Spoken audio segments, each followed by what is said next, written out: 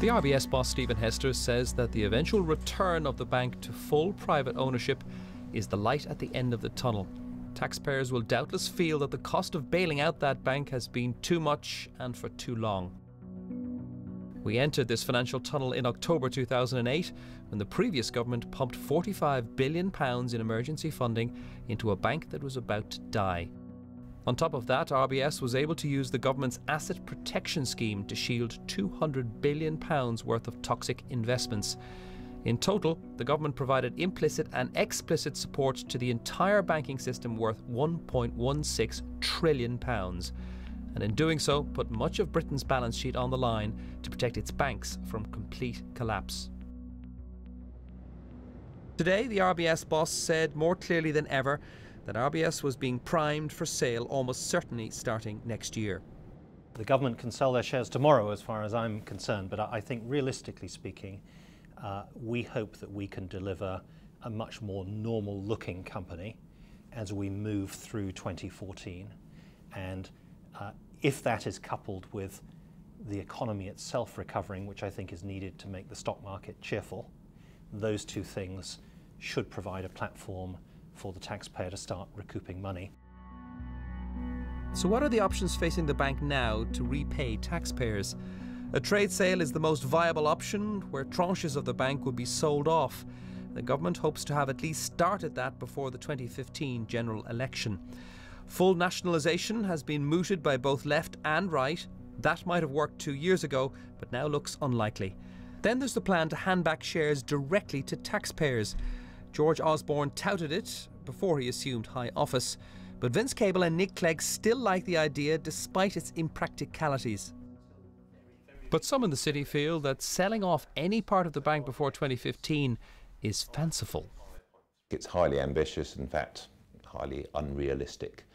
I don't foresee the government being able to sell any material portion of its investment at anywhere close to its average acquisition price. And if they were to sell, they should start selling now, is your thought? Yeah, I mean, the shares have been trading up in the £3.50, £3.60 range. My view is that the company is currently worth £2.90. Therefore, I think a rational investor would go underweight RBS. RBS shares fell 6% today, having risen by 45% since last September. That said, they're still worth a tenth of their 2008 value. So if the government were to sell their RBS shares today, taxpayers would be writing off £15 billion in losses. And that sell-off process has been further affected. Last year, Newsnight revealed that Abu Dhabi was in talks with the British government to buy a stake in RBS. Today, we can reveal that those talks are well and truly over. Doubtless they and other would-be investors have been affected by a year of record fines, scandal and political machinations, which has damaged the entire British banking sector. And there's further trouble ahead. The EU agreed today that banker bonuses should in future not exceed their fixed salaries unless shareholders specifically approve. Britain wasn't able to block it, so the Treasury is now forced to passionately defend the banking fraternity in Brussels in a way it wouldn't dare do back home. They may be troublemakers, but they're our troublemakers.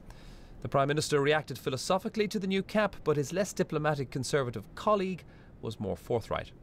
You cannot bring in this type of regulation without running the risk that these guys, who are fundamentally fleet of foot, migratory bunch of people, can go from London to Zurich to New York, Hong Kong, Singapore, and the losers aren't just us in London, it's the whole of the European Union. The banks could try to circumvent any new restrictions by simply raising overall salary levels, but many feel that the culture has now changed. Bankers recognise the whole climate has changed. Just look at the outcry the other day when some banks started to contemplate pushing some of the bonuses into next year, where some of their people would have paid a slightly less amount of tax. They don't do it. They've actually got the integrity bug at the top. We just need to see that coming through now. The banking crisis has now caused more lasting damage than the Great Depression, and so policymakers are doing everything to ensure that the economy emerges from this current Great Recession. But how do you do that without damaging Britain's most successful economic engine, banking?